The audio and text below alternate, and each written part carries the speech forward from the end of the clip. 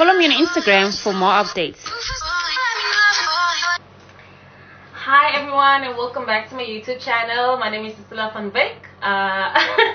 For those of you who have just joined, I welcome you. For those of you who have already been here, thank you guys for coming back. I appreciate it all so much. Today we're going to talk about how my experience was living alone, living all by myself. So when I moved to Pune last year, I stayed in the hostel for, I'm just going to jump right into it because I don't want to keep you guys here long. I'm just going to make it short. So when I moved to Pune, I stayed in a hostel for like a month, and I couldn't take it anymore, you know, waking up and seeing other people's faces, and you know, sometimes you wake up grumpy, sometimes you have your own issues, and then you just have to like in someone else's face. So for me that was very difficult, so I stayed there for like a month and I moved out, and I found myself an apartment, a 1 BHK apartment. 1 BHK basically means 1 bedroom, hall and kitchen. Hall is the sitting room. So I found myself a 1 BHK apartment, and which was like 8,500 rupees. That is like 1,700 or 1,800, okay, Namibian dollars. And then I moved into that apartment. I didn't have anything. I didn't have a bed. All that I had on me was my suitcases, my 3 suitcases and my backpack. That is all. So I moved into that apartment, and I started buying stuff like a stove, a cylinder, and then I got my bed, and I bought a fridge, and then I bought a washing machine and stuff like that. I still don't have a living room set like sofas and stuff. It was still empty. It's still empty. But living alone for me it's something that I had to do because I chose to go to Pune by myself, all on my own. It's something that I had to do for myself. It was very difficult at times because I was very lonely, and you know, and I'm scared of sleeping alone. I mean, I'm not scared of sleeping alone, but I'm afraid of the dark and stuff, so I had to sleep with my lights on. I had to switch on the bathroom light so there can be some light in there. But it was actually really good for me because I got a lot of time to myself, you know. I got time to spend with myself. I did a lot of reading, I did a lot of writing, and I didn't actually spend so much time at home because of my school schedule. I had to go out. I had school from 9:30 in the morning until like 5:30, yeah, until 5:30, and then maybe we would stay at school because we had more assignments, we had some shooting and stuff like that. So by the time I returned back home, it was already dark, so all you had to do was maybe shower, do some assignments, and sleep. Okay, there was no time for other stuff. So for me, it was just like a place of just sleeping. Okay, until like I got into a really depressive state, and I started missing home because I was supposed to come home in December, and then I found out that I have exams until the 24th of December 2019, and I was, man, I was, whew, that just pushed me in a whole another depressive zone. Okay, and I was out. School started, and I started missing classes and stuff like that, but then I still had to, like, I just stayed at home. I stayed in my bed the whole time. It was very hard for me because I needed some people around me that would like me, because there was no one like me there. I needed some familiarity. The only time I spoke Afrikaans was when I called home, or when I called one of my friends. That's the only time I spoke Afrikaans, or even Damara. So all the time I had to speak English and stuff like that, and everyone around me had someone like them, you know. I had my Indian friends, and I had my Muslim friends, I had my Nigerian friends. Not a lot of Nigerian friends, but I had like a few. There were like 2 people at my university, or there are 2 people at my university that are Nigerian also, and then I had a lot of people from Sudan, which are the Muslim people, and then I had my Indian people. But then I picked up some stuff from, you know, which was also very good.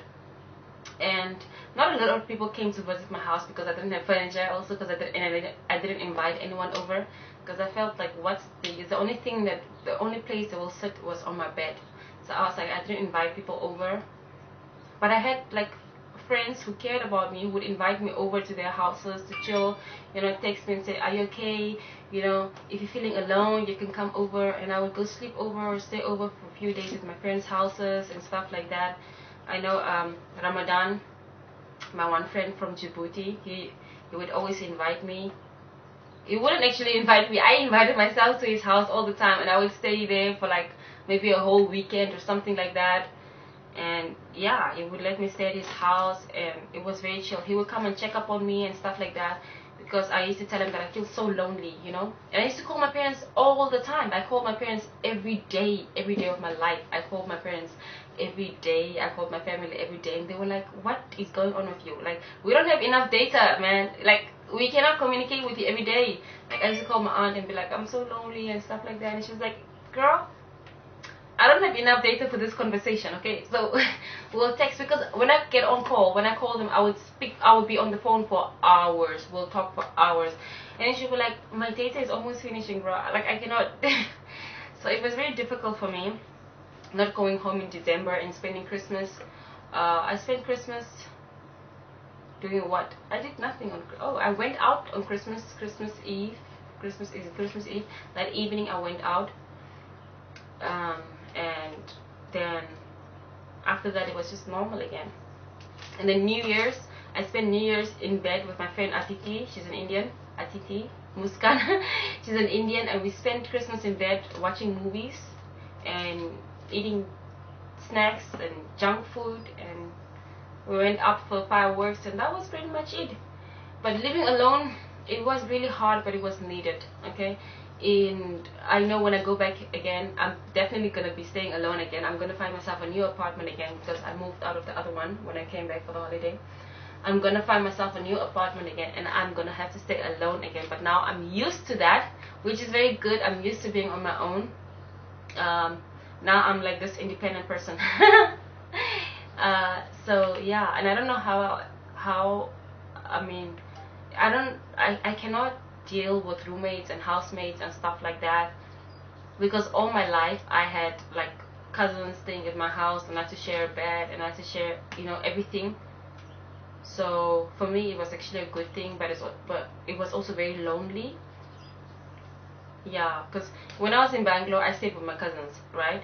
I stayed with my two cousins, and like they had their rooms, I had my room, but I still had people like me around me, which was very good, because Bangalore was really good. It was good because of that. But then I came to Pune, and I was all alone and lonely and depressive, and it was bad. But now I'm you know, now I'm trying to get used to it. I'm trying to find a new place. Like I said, I'm a runner. When one place does not work out for me, I run to the next place, which is not a good thing actually, but then this is needed. I have to move out and, you know, find myself another place. And once I get back, I'll set on it very well. I'll get myself like a couch set, and then I'll start inviting my friends over and stuff like that. So yeah, living alone is very good. I remember when I was buying my stuff, like my stove and my cylinder, I called my mom and I'm like, "I can't believe I have to buy this all by myself. I can't believe I have to go buy plates and glasses and knives and forks by myself."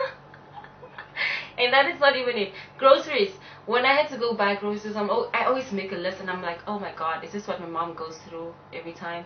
Because wow, guys, like this is adulting. This is like I was thinking, am I a whole adult right now? Am I my mom right now? Because wow, I had to buy groceries and carry my groceries home, and I had to compare prices and stuff, and I'm just like, when my mom walks in the shop and she compares prices, I used to get annoyed by it. I was like, can you just not take the things and go? And now I do the same thing. Like I have to check the prices of this milk and this milk and this thing and this thing and that thing and that thing, and I'm just like, oh, I'm a whole grown ass woman right now. But adulting is okay. I cannot say it's fun. It's okay. Being independent is very good. It's very fun, and yeah, it has its days. And now staying alone and handling it, like I literally say I have my house now. I have a house. My parents call me and ask me, where are you? I say I'm at my house. Or what are you doing? I'm cleaning my house. And then it's like, oh, okay. I'm an adult right now. But yeah, that's about it, man. It's really cool to live alone and live on your own when you're abroad. But it's also good to have housemates and room. If you're a really strong person, then you can live on your own. And if you don't like staying with people and stuff like that, if you're not good with roommates and housemates and stuff, then I recommend you stay on your own and check it out. But if you cannot do that, then get a flatmate. It's also good to get a flatmate, then you can share the rent and stuff like that, like a 2-bedroom apartment, and then you guys share the rent, which is also a very good option. But for me, it's no, I cannot. I don't have anyone that I'm that close to that I want to share a house with right now at this very moment, so it's a no for me. But yeah, that is it. If you have any more questions, comment below and I'll answer them on YouTube here, or you can ask me questions on my Instagram. Please do not forget to like and subscribe, and share my videos. Thank you guys so much for joining me. It was very fun. I hope you enjoyed this video. I hope it was good for you. I know I'm not funny. I don't try to be either. I'm just have yourselves a wonderful day.